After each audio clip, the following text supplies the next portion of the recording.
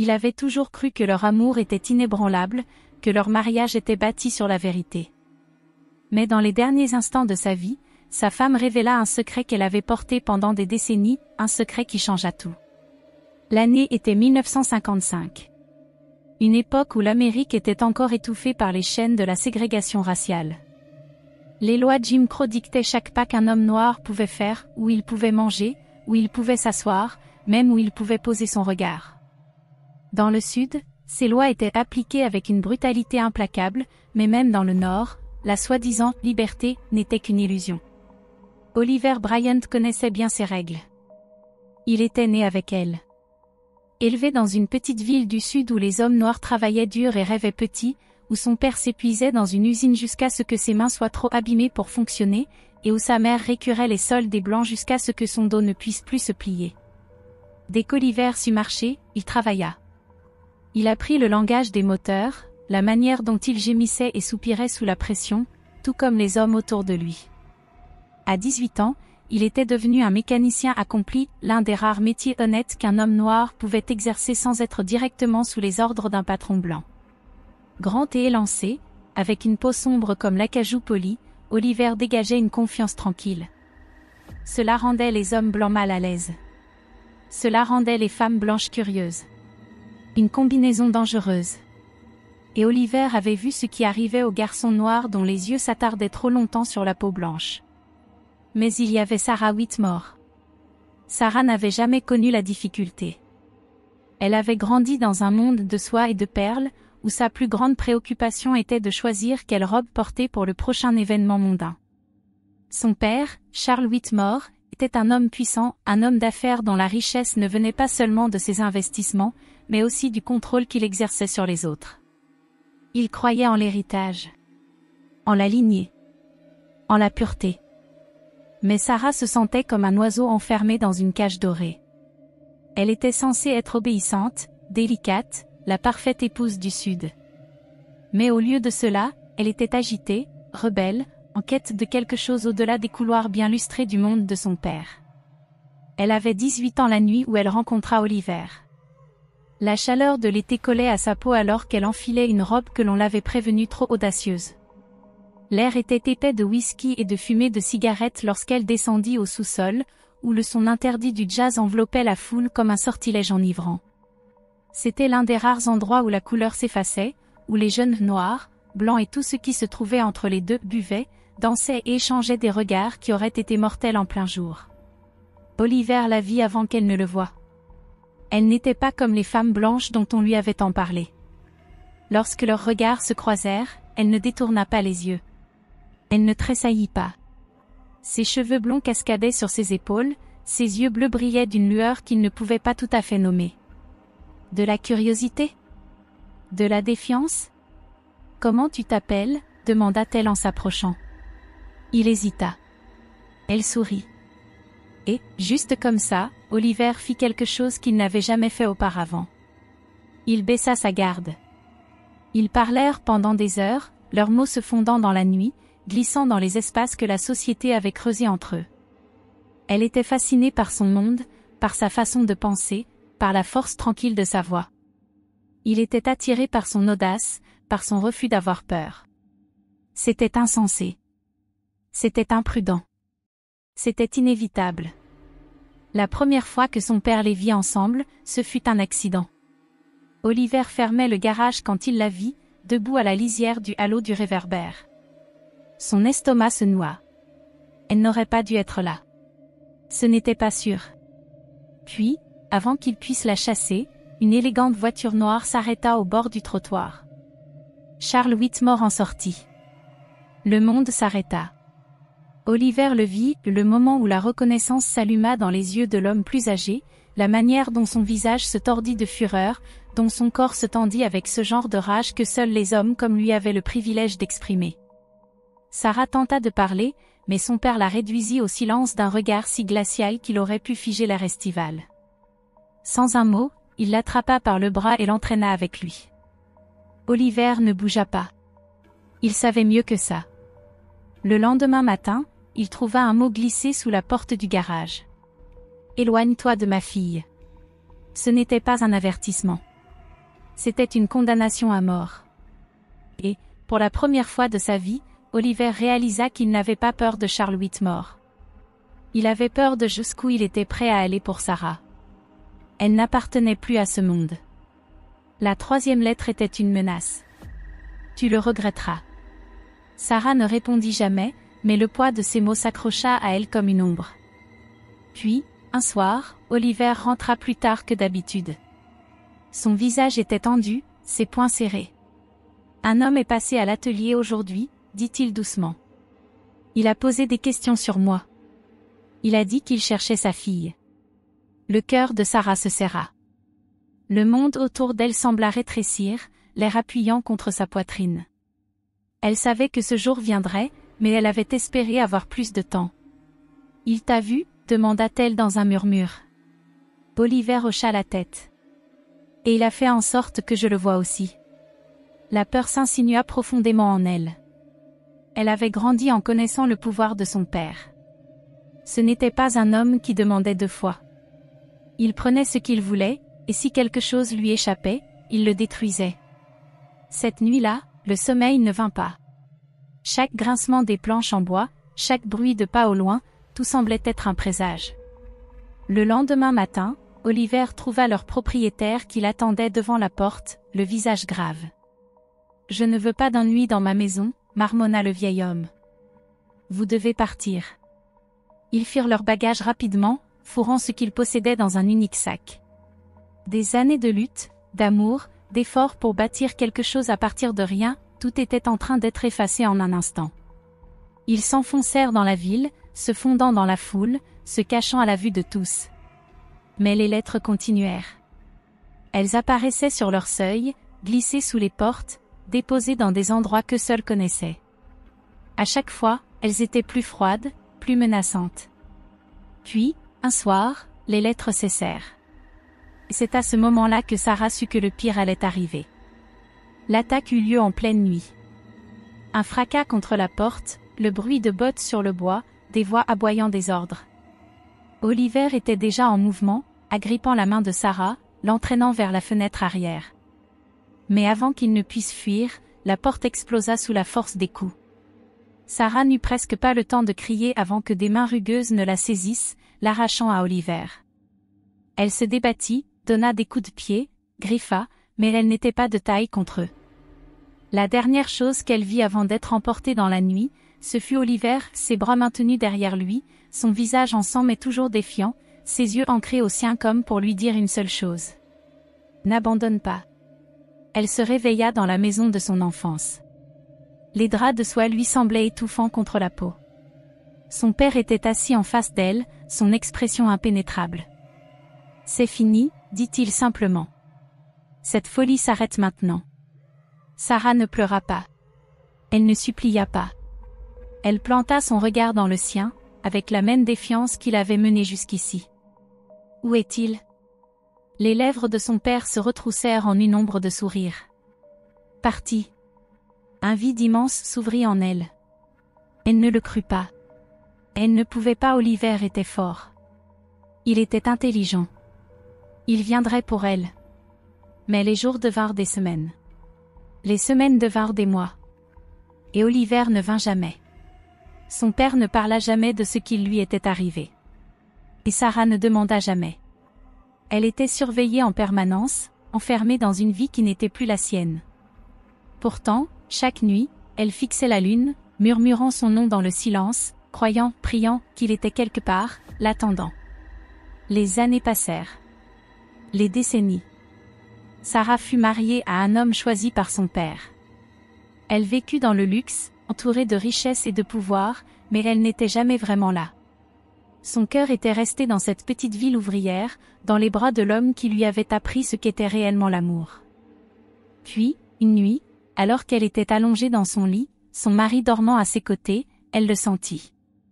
Le poids d'une vie entière s'écrasant sur sa poitrine. Les murs de son immense domaine se refermant sur elle. Elle savait que son heure était venue. Avec ses dernières forces, elle appela son fils. Il s'assit à ses côtés, le front plissé d'inquiétude. « Mère ?» Des larmes glissèrent sur ses joues marquées par le temps alors qu'elle prenait sa main. Il y a quelque chose que je dois te dire, murmura-t-elle. Et, dans son dernier souffle, elle confessa tout. L'amour qu'elle avait combattu. L'homme qu'elle avait perdu. La vie qu'on lui avait volée. Alors que l'obscurité l'emportait, elle l'imagina, Oliver, debout sous la lumière de la lune, l'attendant enfin. Et pour la première fois depuis des décennies, elle se sentit libre. Sarah n'avait pas le droit de quitter la maison. Chaque mouvement qu'elle faisait était surveillé. Chaque conversation qu'elle avait été écoutée. Chaque lettre qu'elle écrivait était examinée avant de quitter ses mains. Son père, l'homme qui régnait sur son monde d'une main de fer, avait été clair, elle n'existait plus à ses yeux. Il refusait de la reconnaître, comme si admettre son existence ternirait son honneur. Sa mère, une femme qui avait passé toute sa vie à apprendre le silence, restait en arrière-plan, son regard impassible. Sarah avait autrefois cru y voir de l'amour, une forme discrète de révolte contre la tyrannie de l'homme qu'elle appelait famille. Mais en grandissant, elle comprit que sa mère n'était pas une prisonnière, elle était une croyante. Une disciple des règles qui maintenait Sarah enchaînée. Sarah se battit. Elle hurla. Elle supplia. Elle rappela à son père l'amour qu'il lui portait autrefois, les nuits où il l'avait bercée quand elle était malade, les rires qu'ils avaient partagés. Mais ces mots tombèrent dans le vide. La volonté de son père était une loi, et aucun tribunal ne défendrait une fille qui osait défier l'homme qui possédait sa vie. Et pourtant, elle trouva un moyen. Une lettre, soigneusement pliée, glissée dans la poche d'un jeune livreur. Un murmure discret à une servante qui, jadis, avait connu l'amour au-delà des barrières de race et de classe. Un rendez-vous secret au cœur de la nuit, quand le monde dormait. Et il était là. Oliver. Il l'avait attendu, comme elle savait qu'il le ferait. Sa simple présence suffisait à lui nouer la gorge d'émotion. Elle n'avait pas besoin de lui dire ce qu'il savait déjà, son père ne les laisserait jamais être ensemble. Mais cela n'avait plus d'importance. Elle avait fait son choix. Elle l'avait choisi, lui. C'était insensé. C'était dangereux. Une femme blanche s'enfuyant avec un homme noir n'était pas seulement un scandale, c'était un crime. Il n'y aurait ni clémence, ni pardon, ni seconde chance. La société avait déjà condamné leur amour comme un péché. Mais l'amour n'avait jamais suivi les lois des hommes. Alors, dans le silence de la nuit, avec pour seul bagage les vêtements sur leur dos et la flamme dans leur cœur, ils s'enfuirent. Ils fuyaient les chaînes du pouvoir de son père. Les attentes suffocantes d'un monde qui ne les accepterait jamais. Un passé qui menaçait de les consumer. Mais ils n'avaient aucune idée que le véritable danger ne faisait que commencer. L'air nocturne était chargé de tension. Les mains de Sarah tremblaient alors qu'elle serrait la petite valise qu'elle avait préparée en secret, juste une robe, quelques pièces, et une photographie de sa mère. Elle ne savait pas pourquoi elle l'avait prise. Peut-être qu'au fond d'elle, elle espérait encore un geste de la femme qui n'avait jamais vraiment combattu pour elle. Oliver attendait dans l'ombre de la gare abandonnée. Il n'avait ni valise, ni possession, ni attache avec le passé qu'il laissait derrière lui. Toute sa vie avait toujours été assez légère pour être transportée. Dès qu'elle le vit, elle voulut courir vers lui, se blottir contre lui et laisser la peur s'évaporer. Mais il n'y avait pas de place pour la douceur. Pas de temps pour l'hésitation. Le train arrivait. C'était maintenant ou jamais. Elle jeta un dernier regard derrière elle. Elle s'attendait à voir les hommes de son père fondre sur elle, prêts à la ramener dans la prison qu'elle avait fuie. Mais les rues étaient vides. Et pourtant, la peur restait. Oliver prit sa main, rugueuse, calleuse, mais rassurante. « Es-tu sûre ?» demanda-t-il, sa voix calme mais ferme. Sarah ravala le nœud dans sa gorge et hocha la tête. Ils montèrent à bord du train, se cachant parmi des caisses de grains et des sacs de farine. Personne ne les vit partir. Personne ne savait où ils allaient. Pour la première fois de sa vie, Sarah était libre. Mais la liberté avait un prix. Le voyage vers le nord fut brutal. Ils voyagèrent dans l'obscurité, leurs corps engourdis après des heures passées dans des espaces étroits. Le bruit du train résonnait à travers les os de Sarah, chaque cliquetis lui rappelant qu'il n'y avait plus de retour en arrière possible. Oliver parlait peu. Il était toujours à l'écoute, toujours en alerte. À chaque arrêt, ils se tendaient, attendant que les portes s'ouvrent et que des hommes armés viennent les arracher l'un à l'autre. Mais personne ne vint. La deuxième nuit, ils atteignirent l'Illinois. La ville où ils arrivèrent n'avait rien des rues élégantes de l'enfance de Sarah. L'air était épais de fumée, les bâtiments recouverts de suie. Les gens avançaient comme des fantômes usés par des heures de labeur sans fin. Mais ici, ils n'étaient qu'un couple parmi d'autres. Ce n'était pas l'acceptation. C'était l'indifférence. Et l'indifférence suffisait. Ils trouvèrent refuge dans une pension exiguë, où les murs étaient si fins que l'intimité n'existait pas. Leur chambre était à peine assez grande pour contenir le lit étroit qu'ils partageaient. Mais c'était chez eux. Oliver trouva du travail dans une aciérie, affrontant 12 heures de chaleur étouffante. Sarah devint couturière, ses doigts en feu après des journées de couture incessantes. C'était dur. Éreintant. Rien à voir avec la vie qu'elle avait connue. Mais elle ne se plaignit jamais. Car, pour la première fois, elle avait choisi cette vie. Les années passèrent. Leur amour survécut. Ils se marièrent dans une petite église à l'écart de la ville. Il n'y eut ni invité, ni fleurs, ni fête. Juste eux et un pasteur qui marmonna les vœux avec détachement. Pas d'anneaux. Pas d'applaudissements. Seulement des promesses. Et parfois, les promesses suffisaient. Leur premier enfant, Isaac, naquit en plein hiver. Sarah s'était imaginé ne ressentir que de la joie. Mais lorsqu'elle le tint dans ses bras, une vérité douloureuse refit surface. Elle avait déjà abandonné un enfant. Elle avait 17 ans, enfermée dans une cage dorée, sa grossesse cachée derrière des portes closes. À peine avait-elle eu le temps de serrer son bébé contre elle qu'on le lui avait arraché, effacé de sa vie comme s'il n'avait jamais existé. Et maintenant, alors qu'elle berçait Isaac, elle se demandait où cet enfant perdu se trouvait. Lui ressemblait-il? Se demandait-il d'où il venait? Savait-il qu'il avait une mère qui rêvait encore de lui? Elle n'en parla jamais. Mais les secrets finissent toujours par empoisonner ce qu'ils touchent. Oliver remarqua le changement. D'abord, il pensa que c'était la fatigue.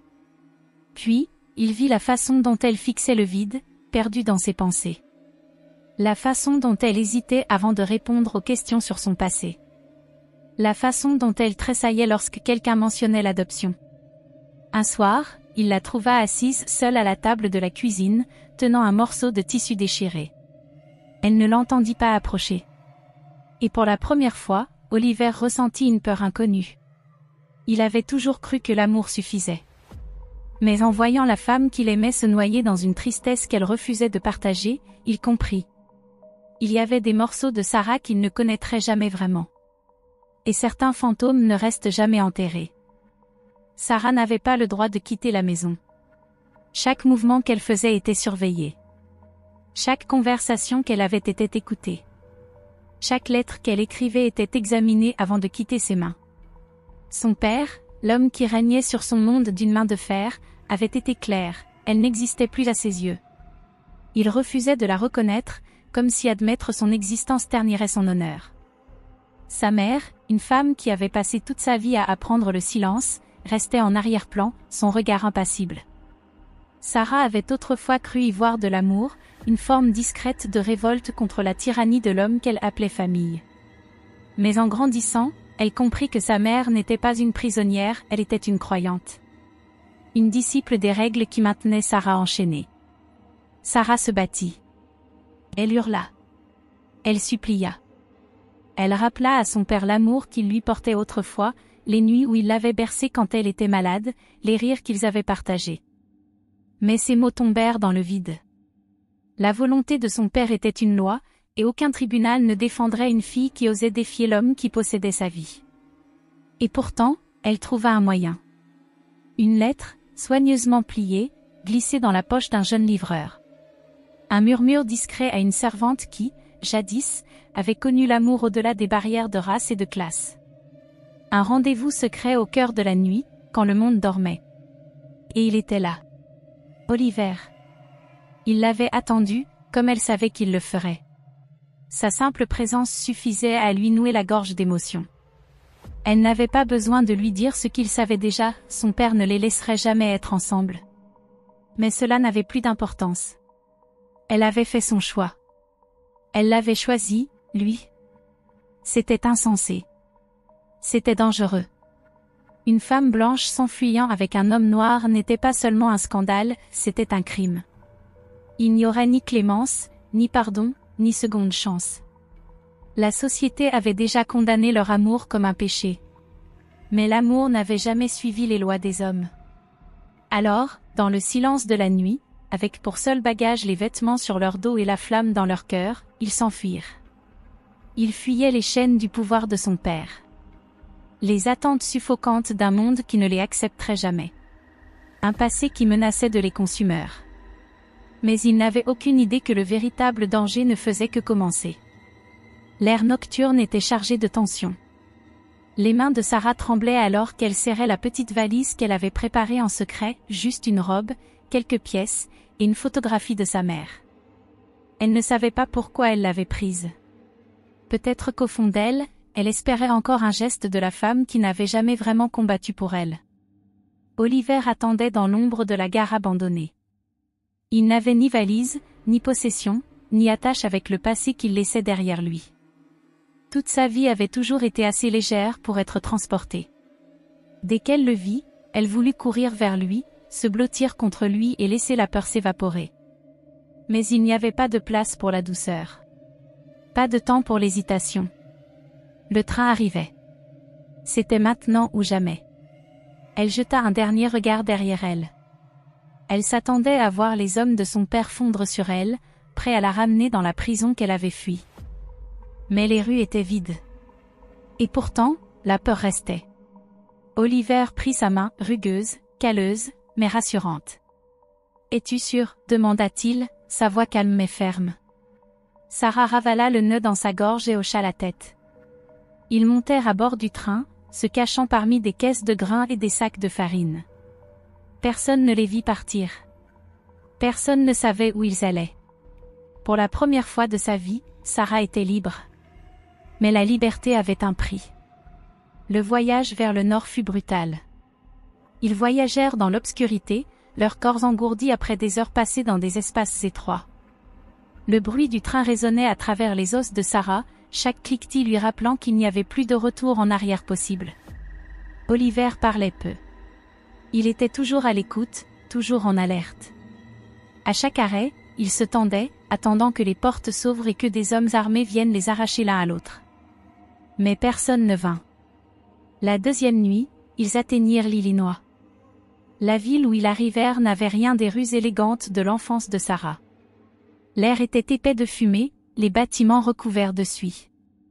Les gens avançaient comme des fantômes usés par des heures de labeur sans fin. Mais ici, ils n'étaient qu'un couple parmi d'autres. Ce n'était pas l'acceptation. C'était l'indifférence. Et l'indifférence suffisait. Ils trouvèrent refuge dans une pension exiguë, où les murs étaient si fins que l'intimité n'existait pas. Leur chambre était à peine assez grande pour contenir le lit étroit qu'ils partageaient. Mais c'était chez eux. Oliver trouva du travail dans une aciérie, affrontant 12 heures de chaleur étouffante. Sarah devint couturière, ses doigts en feu après des journées de couture incessantes. C'était dur. Éreintant. Rien à voir avec la vie qu'elle avait connue. Mais elle ne se plaignit jamais. Car, pour la première fois, elle avait choisi cette vie. Les années passèrent. Leur amour survécut. Ils se marièrent dans une petite église à l'écart de la ville. Il n'y eut ni invité, ni fleurs, ni fête. Juste eux et un pasteur qui marmonna les vœux avec détachement. Pas d'anneaux. Pas d'applaudissements. Seulement des promesses. Et parfois, les promesses suffisaient. Leur premier enfant, Isaac, naquit en plein hiver. Sarah s'était imaginé ne ressentir que de la joie. Mais lorsqu'elle le tint dans ses bras, une vérité douloureuse refit surface. Elle avait déjà abandonné un enfant. Elle avait 17 ans, enfermée dans une cage dorée, sa grossesse cachée derrière des portes closes. À peine avait-elle eu le temps de serrer son bébé contre elle qu'on le lui avait arraché, effacé de sa vie comme s'il n'avait jamais existé. Et maintenant, alors qu'elle berçait Isaac, elle se demandait où cet enfant perdu se trouvait. Lui ressemblait-il? Se demandait-il d'où il venait? Savait-il qu'il avait une mère qui rêvait encore de lui? Elle n'en parla jamais. Mais les secrets finissent toujours par empoisonner ce qu'ils touchent. Oliver remarqua le changement. D'abord, il pensa que c'était la fatigue. Puis, il vit la façon dont elle fixait le vide, perdue dans ses pensées. La façon dont elle hésitait avant de répondre aux questions sur son passé. La façon dont elle tressaillait lorsque quelqu'un mentionnait l'adoption. Un soir, il la trouva assise seule à la table de la cuisine, tenant un morceau de tissu déchiré. Elle ne l'entendit pas approcher. Et pour la première fois, Oliver ressentit une peur inconnue. Il avait toujours cru que l'amour suffisait. Mais en voyant la femme qu'il aimait se noyer dans une tristesse qu'elle refusait de partager, il comprit. Il y avait des morceaux de Sarah qu'il ne connaîtrait jamais vraiment. Et certains fantômes ne restent jamais enterrés. Sarah avait passé des années à se convaincre que le passé était derrière elle. Que la vie qu'elle avait bâtie avec Oliver, la maison qu'ils avaient construite, était séparée de celle qu'elle avait laissée derrière elle. Mais le passé a une manière d'attendre. Et maintenant, il l'avait retrouvée. Tout avait commencé avec la lettre. Oliver l'avait trouvée froissée, enfouie au fond d'un tiroir de sa commode. Il n'avait rien dit au début, se contentant de la tenir dans ses mains, fixant ces mots ancrés qui venaient de transformer son monde en quelque chose d'inconnu. Quand il la regarda, elle le vit dans ses yeux. Un changement. Une révélation. Il y avait des choses qu'il n'avait jamais sues sur sa femme. Et peut-être, après toutes ces années, ne la connaissait-il pas du tout. Sarah voulait mentir, balayer tout ça d'un revers de main. Mais le poids de la vérité lui écrasait la poitrine comme un étau. Parce qu'au fond, elle avait toujours su que ce moment viendrait. Elle avait passé sa vie à fuir l'emprise de son père, l'enfant qu'elle avait abandonné, la peur qu'il avait poussé dans les bras d'Oliver, non par amour, mais par désespoir. Elle s'était convaincue qu'elle avait échappé à tout cela. Mais elle s'était trompée. Et maintenant, c'était son propre corps qui la trahissait. Tout avait commencé doucement, une quinte de tout ici, un vertige là. Des petites choses qu'elle ignorait. Puis vint la douleur. Vive, incessante, logée dans sa poitrine, lui coupant le souffle, rendant le moindre mouvement insupportable. Oliver remarqua. Il remarquait toujours. Au début, il ne dit rien. Il se contenta de l'observer lutter, voyant comment elle se crispait lorsqu'elle pensait que personne ne regardait, comment ses mains tremblaient quand elle tenait une cuillère. Mais la nuit où elle s'effondra, laissant tomber la lessive comme des pétales fanés, il sut qu'il ne pouvait plus l'ignorer. Le médecin vint le lendemain matin. Un homme blanc, d'âge moyen, au visage impassible. Il pressa ses doigts contre son poignet, écoutant le battement fragile de son pouls. Il posa ses questions, hocha la tête à ses réponses, fronça les sourcils à ses silences. Puis, il parla. Sa voix était calme. Trop calme. Elle avait déjà entendu ce ton auparavant, celui qui adoucit les mauvaises nouvelles, qui feint la gentillesse tout en n'apportant aucune solution. Son cœur faiblissait. Il n'y avait rien à faire. Oliver resta silencieux, les poings serrés. Sarah ferma les yeux. Elle s'était attendue à ressentir de la peur. Mais tout ce qu'elle éprouvait, c'était de l'épuisement. Elle avait passé tant d'années à fuir. Peut-être était-il temps d'arrêter. Mais avant de quitter ce monde, il lui restait quelque chose à faire. Elle avait passé une vie entière à garder des secrets. Il était temps de les libérer.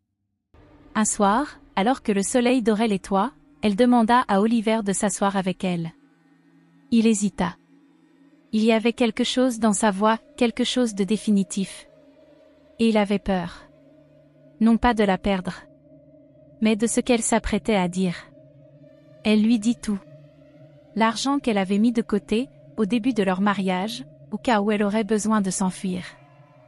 Les doutes, la peur, la manière dont elle l'avait regardé en se demandant si elle avait fait une erreur. Elle lui parla de l'enfant. Le fils qu'elle avait abandonné. La vie qu'elle avait effacée. Elle lui parla de son père, comment même dans la mort, il avait continué à la hanter. Comment elle n'avait jamais été vraiment libre. Et enfin, elle lui avoua la pire vérité de toutes. qu'elle ne l'avait pas épousé par amour. Qu'il avait été son échappatoire. Pas son choix. Le silence emplit la pièce, épais et suffocant. Oliver resta immobile. Elle ne pouvait pas lire son expression, ne savait pas s'il ressentait de la colère, du chagrin, ou rien du tout. Les larmes glissèrent sur ses joues. Puis, elle lui dit la seule chose dont elle était certaine. Que malgré tout, malgré les mensonges, les secrets, les erreurs, elle avait fini par l'aimer. Véritablement. Profondément. Plus qu'elle ne s'était jamais crue capable. Elle l'aimait. Et elle pria pour qu'en fin de compte, cela suffise. Les jours suivants se confondirent. Oliver parlait peu. Mais il resta. Il s'occupa d'elle. Il la tint contre lui quand la douleur devenait insupportable, épongea son front quand la fièvre montait, la porta jusqu'au lit quand ses jambes ne la soutenaient plus. Mais il ne lui dit pas ce qu'il ressentait. Elle ne demanda pas. Parce qu'au fond, cela n'avait plus d'importance. Il était toujours là. Et pour elle, c'était suffisant. Une nuit, alors que le froid s'infiltrait dans la maison et que le poids de son propre corps devenait trop lourd, elle sentit ses bras autour d'elle. Il murmura quelque chose, si doucement qu'elle l'entendit à peine. Et lorsqu'elle ferma les yeux une dernière fois, elle sourit. Parce qu'elle savait. Il lui avait pardonné. Ou peut-être pas. Peut-être que cela n'avait plus d'importance.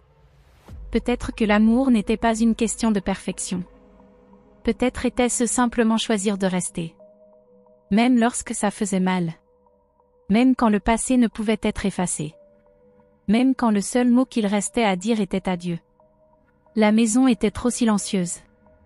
Le genre de silence qui s'installe dans les murs, qui s'attarde entre les respirations, qui emplit l'espace où une vie a existé. Sarah était partie. Et Oliver restait assis dans la chambre vide, fixant l'espace à côté de lui, l'oreiller portant encore l'empreinte légère de sa tête. Pendant des jours, il ne le toucha pas. Comme si, en le laissant intact, il pouvait se convaincre qu'elle était encore là. Mais la vérité était inévitable. Elle était partie. Et elle lui avait laissé une vie entière de secrets. Sa confession avait brisé quelque chose en lui. Non pas parce qu'elle avait menti. Mais parce qu'il n'avait jamais douté. Pendant toutes ces années ensemble, à travers tous ces moments partagés. Il avait cru en elle. Il avait cru que leur amour avait toujours été réel. Mais maintenant, il n'en était plus sûr. Quand Oliver lui demanda ce qui n'allait pas, Sarah secoua la tête et répondit que ce n'était rien. Mais il savait mieux que cela. Il avait toujours su quand quelque chose pesait sur son cœur. Et lorsqu'il trouva la lettre froissée, cachée au fond du tiroir de sa commode, il vit le changement dans ses yeux. Une réalisation. Une fissure dans les fondations de tout ce qu'il croyait connaître. Pendant des années, Sarah s'était convaincue que la vie qu'elle avait construite était distincte de celle qu'elle avait laissée derrière elle. Que la jeune fille qu'elle avait été, la fille privilégiée de Charles Whitmore, la jeune femme trop effrayée pour se battre pour son premier enfant, la mariée désespérée qui s'était réfugiée dans les bras d'Oliver non par amour, mais par nécessité, avait disparu. Mais la vérité, c'était que cette femme n'était jamais partie. Elle s'était simplement cachée, attendant le moment où Sarah serait contrainte d'affronter tout ce qu'elle avait enfoui. Et maintenant, alors que son corps la trahissait et que le temps pesait sur ses os, elle savait que ce moment était arrivé. Tout avait commencé par un murmure, une toux ici, un vertige là, des petites choses que Sarah ignorait. Mais ensuite vint la douleur.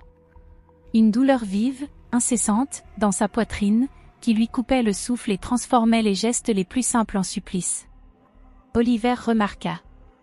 Il vit comment elle peinait à soulever la marmite en fonte du feu, la façon dont elle grimaçait lorsqu'elle pensait que personne ne la regardait. Au début, il ne dit rien. Mais la nuit où elle s'effondra en pliant le linge, il sut qu'il ne pouvait plus l'ignorer. Le médecin arriva le lendemain matin. Un homme blanc d'âge moyen, au visage impénétrable, qui posa ses doigts sur le poignet de Sarah, écoutant le rythme fragile de son pouls. Il posa ses questions, hocha la tête à ses réponses, fronça les sourcils face à ses silences. Puis, d'une voix trop calme, trop mesurée, il parla. Son cœur était en train de lâcher. Il n'y avait rien à faire. Oliver resta figé, les poings serrés. Sarah ferma les yeux. Elle s'était attendue à avoir peur, mais tout ce qu'elle ressentit fut de l'épuisement. Elle avait fui toute sa vie. Peut-être était-il temps d'arrêter. Mais Oliver refusa. Il chercha un autre médecin, une autre réponse, un autre espoir. Mais la réponse fut toujours la même. Son temps était compté. Et elle savait, plus que tout, qu'elle ne pouvait pas quitter ce monde sans dire la vérité. Un soir, alors que le soleil s'effaçait derrière les toits, elle demanda à Oliver de s'asseoir avec elle. Il hésita. Il y avait quelque chose dans sa voix, quelque chose de définitif. Il avait peur. Pas de la perdre, mais de ce qu'elle s'apprêtait à dire. Elle lui avoua tout. L'argent qu'elle avait caché au début de leur mariage, non par avidité, mais par doute. Par peur qu'un jour, elle ait besoin de s'enfuir. L'enfant qu'elle avait abandonné. Le fils dont il n'avait jamais su l'existence. Son père, cet homme qui l'avait hanté même après sa mort, dont l'ombre ne l'avait jamais réellement quitté. Et enfin, elle lui révéla la vérité la plus difficile. Qu'elle ne l'avait pas épousé par amour. Qu'au début, il avait été son refuge, et non son choix. Oliver resta silencieux, son visage impassible. Elle chercha dans son expression, mais elle ne put y lire ni colère, ni chagrin, ni rien du tout. Des larmes coulèrent sur ses joues, le poids d'une vie entière de culpabilité écrasant sa poitrine. Puis, avec ce qui lui restait de force, elle lui dit la seule chose dont elle était certaine. Que malgré les mensonges, malgré les secrets, malgré les erreurs, elle avait fini par l'aimer. Vraiment. Profondément. Plus qu'elle ne s'en était jamais crue capable. Et elle espérait que, malgré tout, cela suffirait. Après cela, les jours s'effacèrent dans un brouillard. Oliver parlait peu. Il veillait sur elle. La serrait contre lui quand la douleur devenait insoutenable. Lui essuyait le front quand la fièvre montait. La portait jusqu'au lit quand ses jambes ne pouvaient plus la soutenir. Mais il ne lui dit jamais ce qu'il ressentait. Et elle ne demanda pas. Car au final, cela n'avait plus d'importance. Il était là. Et pour elle, c'était tout ce qui comptait. Une nuit, alors que le froid envahissait la maison, Sarah sentit ses bras autour d'elle. Elle entendit son murmure, si doux qu'elle l'entendit à peine. Et en fermant les yeux pour la dernière fois, elle sourit. Car à cet instant, elle sut. Il lui avait pardonné. Ou peut-être que non. Peut-être que cela n'avait pas d'importance. Peut-être que l'amour n'était pas une question de perfection. Peut-être qu'il s'agissait de choisir de rester. Même lorsque ça faisait mal. Même quand le passé ne pouvait être effacé. Même quand il ne restait plus qu'un adieu à dire. La maison était trop silencieuse après son départ. Oliver s'assit dans le silence de leur chambre, fixant l'espace vide à côté de lui. L'oreiller portait encore l'empreinte légère de sa tête. Pendant des jours, il ne le toucha pas, comme si en le laissant intact, il pouvait prétendre qu'elle était encore là. Mais la vérité était inévitable. Elle était partie. Et elle lui avait laissé une vie entière de secrets. Sa confession avait brisé quelque chose en lui. Non pas parce qu'elle lui avait menti, mais parce qu'il n'avait jamais soupçonné la vérité. Il avait passé des décennies à croire en elle. À croire que leur amour avait été bâti sur la confiance, et non sur la nécessité. Et maintenant, il ne savait plus quoi croire. Toute leur vie avait-elle été un mensonge? L'avait-elle jamais vraiment choisi? Ou n'avait-il été qu'un refuge? Il avait toujours lutté pour être reconnu comme un homme dans un monde qui le considérait comme moins que cela. Et maintenant, même dans sa propre maison, même dans les bras de la femme qu'il avait aimée, il se demandait s'il avait jamais réellement appartenu à cette vie. Les lettres étaient toujours là. Jaunies par le temps. Cachées dans le tiroir où elle les avait dissimulées. Les menaces. Les avertissements. Et puis, la dernière. Celle qu'il avait anéantie. Je sais qui vous êtes. Une écriture différente. Une peur différente. Elle ne lui avait jamais dit ce que cela signifiait. Mais maintenant, il devait savoir. Ses doigts tremblèrent en dépliant la pile de vieux papiers, les lisant un par un. La dernière lettre était brève. Une seule phrase. Votre fils vous cherche. Oliver se figea. Le sol bascula sous lui. Son souffle se bloqua dans sa gorge. Leur fils. Pas Isaac. Pas Margaret. Celui qu'elle avait donné. Celui dont il n'avait jamais su l'existence. Ses mains se crispèrent autour du papier. Il y avait eu un autre enfant. Un fils qui avait passé sa vie à chercher des réponses. Et maintenant que Sarah était partie, il ne restait que des questions.